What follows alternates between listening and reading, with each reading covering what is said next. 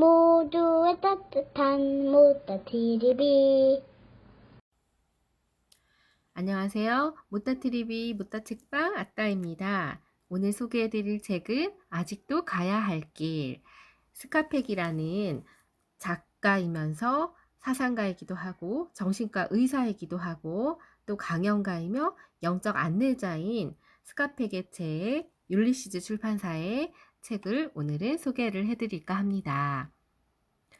이 책에서는 두 가지 전제를 하고 있는데요.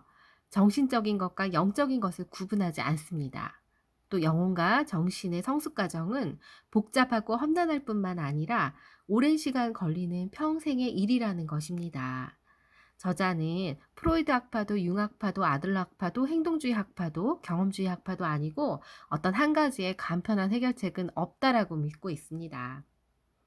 그래서 목차는 크게 네 가지로 훈육, 사랑, 성장과 종교, 은총에 대한 이야기인데 그 중에서도 훈육은 14가지로 소제목으로 이루어져 있습니다. 그 중에서도 오늘은 삶은 문제와 고통의 연속이다. 즐거움을 나중으로 미룰 수 있는가? 부모가 물려줄 수 있는 가장 값진 선물까지 이야기를 하겠습니다. 삶은 문제와 고통의 연속이다. 삶은 고해입니다. 대부분의 사람들이 삶은 힘들다라고 이야기를 하고 진리를 제대로 깨닫지 못합니다.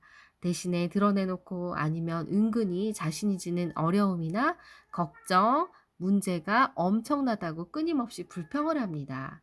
그들은 마치 삶이 기본적으로 편안한 것처럼 삶은 당연하게 편안한 건데 라고 여긴다고 합니다. 그래서 삶은 문제의 연속이고 삶의 문제들을 해결하기 위해서 필요한 기본적인 도구가 훈육입니다. 훈육 없이는 아무것도 해결할 수 없습니다. 온전한 훈육이 있어야 모든 문제를 해결할 수 있습니다. 삶이 힘든다는 것은 문제를 직면한다는 것이고 해결 과정은 고통스러운 것입니다. 문제가 생기면 절망에 빠지거나 비애, 슬픔, 외로움, 죄책감, 후회, 분노, 두려움, 걱정, 고뇌, 좌절과 같은 감정을 느낍니다. 종종 아주 불편하고 육체적인 통증까지 고통도 느껴지는데요. 문제에 부딪히면 용기와 지혜가 필요해집니다. 용기와 지혜가 이때 사실은 생겨납니다. 우리가 정신적으로, 영적으로 성장하는 것은 오로지 문제를 통해서만 가능합니다. 영적으로 성장하게 돕고 싶다면 문제를 해결하는 능력을 자극하고 지원해야 합니다. 우리가 무언가를 배운다라는 것은 문제를 직시하고 해결하는 고통을 통해서 배울 수 있습니다. 벤저민 플랭클린이 이야기했지요. 고통을 느껴야지만이 반드시 배운다. 현명한 사람들은 문제를 두려워하지 않고 사실은 문제를 환영하고 실제로 문제가 주는 고통을 환영하는 법을 터득하려고 합니다. 대부분이 문제를 두려워해서 피하거나 질질 끌면서 저절로 사라지길 바란다든지 또 잊어버리며 문제가 없는 것처럼 행동하거나 잊기 위해서 약을 복용하거나 술을 마신다든지 결국 고통을 마비시켜서 잊는답니다. 우리는 문제를 정면으로 부딪히기보다는 주변에서 맴돈다라고 할 수 있는데요. 문제 안에서 괴로워하기보다는 문제 밖으로 빠져나오고 싶어 하기 때문입니다. 고통의 감정을 피하는 이러한 성향이 바로 정신병의 근본 원인이라고 합니다. 대부분이 크든 작든 이런 성향을 지니고 있습니다. 따라서 크든 작든 정신적으로 병들어 있는데요. 칼 융은 신경증, 노이로제가 마땅히 겪어야 할 고통을 회피한 결과라고 하였습니다. 결국 피하려는 마음은 더 큰 고통을 부릅니다. 훈육은 삶의 문제를 해결하기 위해서 꼭 필요한 기본적인 도구인데요. 괴로움을 견디게 해주는 테크닉입니다.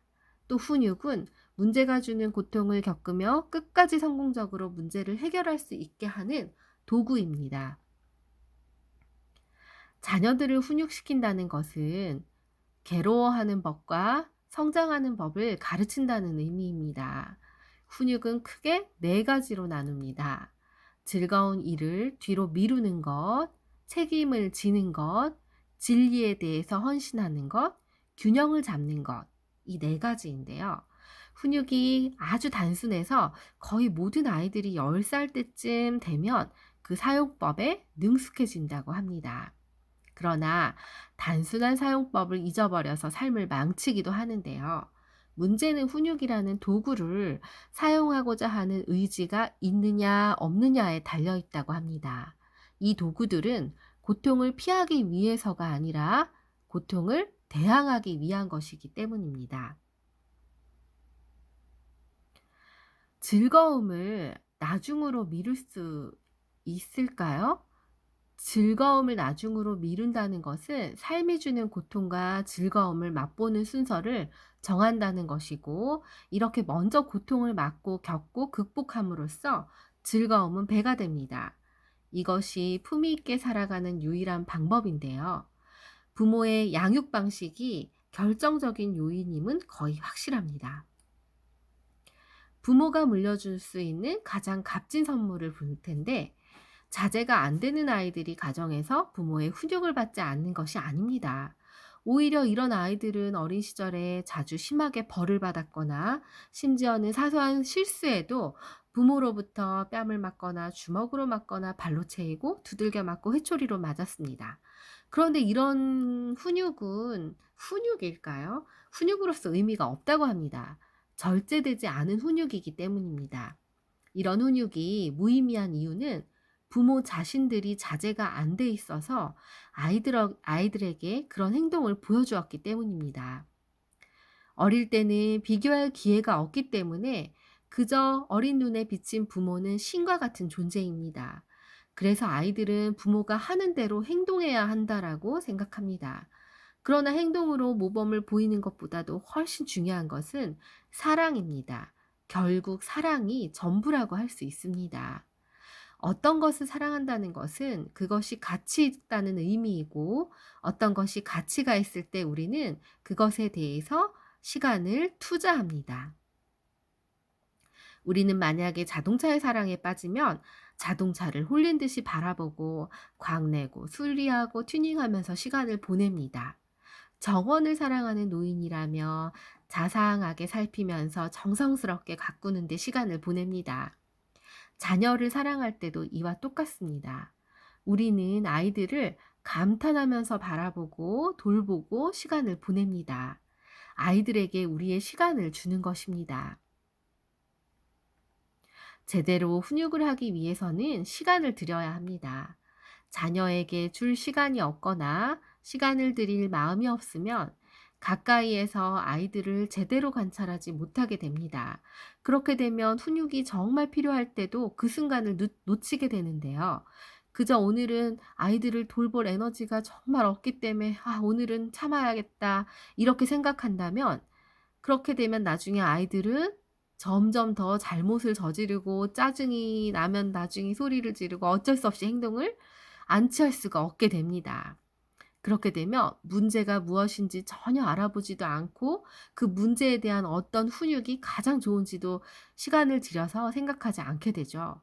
그래서 교육적인 의도가 있다라기보다는 화가 나서 가혹하게 부모의 감정으로 훈육을 하게 됩니다. 아이에게 시간을 투자하는 부모는 아이가 확실히 잘못을 저지르지 않았더라도 아이를 훈육한 순간을 알아차리고 애정과 배려로 부드럽게 타이르거나 야단치거나 방법을 알려주거나 칭찬을 합니다. 아이 말에 귀 기울이고 대답하고, 이럴 때는 약간 조이고 저럴 땐 약간 풀어주고 조금 가르치기도 하고 또 이야기도 들어주고 살짝 안아서 뽀뽀도 해주고 훈계도 해주고 등도 두드려주고 시간을 들여서 이러한 사소한 문제를 고쳐주고 바로잡아 줍니다. 사랑이 넘치는 부모의 훈육 방식은 질적으로 월등할 수밖에 없습니다. 사랑이 넘치는 부모는 아이의 욕구를 파악하고 그것을 생각할 시간을 가지면서 결정을 내릴 때 괴로워하고 말 그대로 아이와 고통을 함께 합니다. 아이들은 부모가 자기와 고통을 함께 한다는 것을 알고 당장 고마움을 표시하지는 않아도 아이들 역시 고통을 받아들이는 법을 배우게 됩니다. 부모님이 기꺼이 나와 함께 고통을 받고 있으니까 고통은 그렇게 나쁜 것이 아닐 거야. 나도 기꺼이 괴로움을 견뎌야지. 라고 스스로 생각한답니다. 이것이 가장 중요한 자기 절제의 시작입니다. 부모가 아이에게 바치는 시간의 질과 양은 아이에게 자신이 부모가 얼마나 소중한 존재인지를 가늠하는 척도가 됩니다. 진정으로 사랑받는 아이들은 기분이 안 좋을 때는 무시당했다고 주장하고 억지를 부려도 무의식적으로는 자신이 소중하게 여겨지고 있음을 스스로 알아차립니다. 이러한 인식은 황금보다도 가치가 있는데요.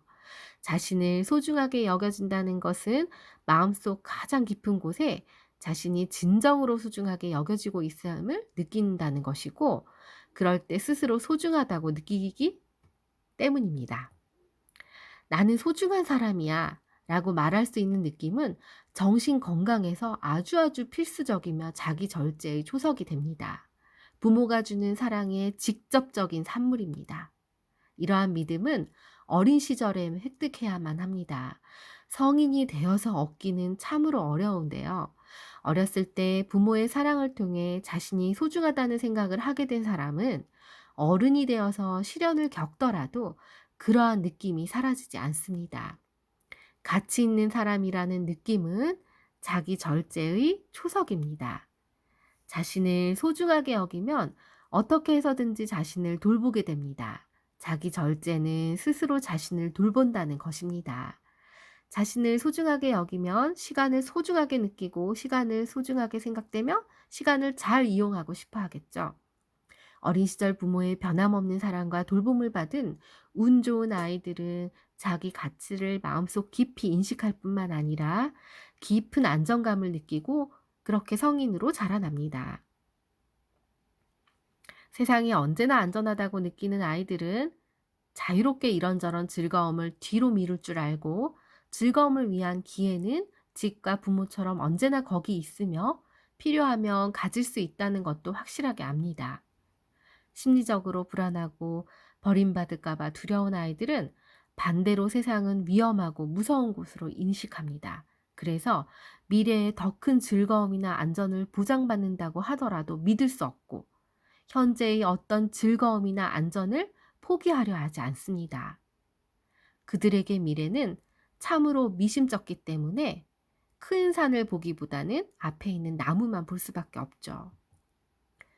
다시 말해서 즐거움을 나중으로 미루는 능력을 기르기 위해서는 아이들은 스스로 훈육할 줄 아는 역할 모델을 배워야 하고요. 또 자기 존중감이 있어야 합니다. 그리고 존재의 안전함을 신뢰해야 합니다. 이러한 자산들은 부모의 자기 절제와 순수하고 일관된 보살핌을 통해 획득됩니다. 이것은 부모가 아이에게 물려줘야 할 가장 값진 선물입니다. 이 선물을 받지 못한 아이들은 획득 과정이 정말 힘든 투쟁이 됩니다. 때에 따라서는 평생 걸릴 수도 있고 성공하지 못할 수도 있습니다. 이상 들어주셔서 감사합니다. 아따였습니다.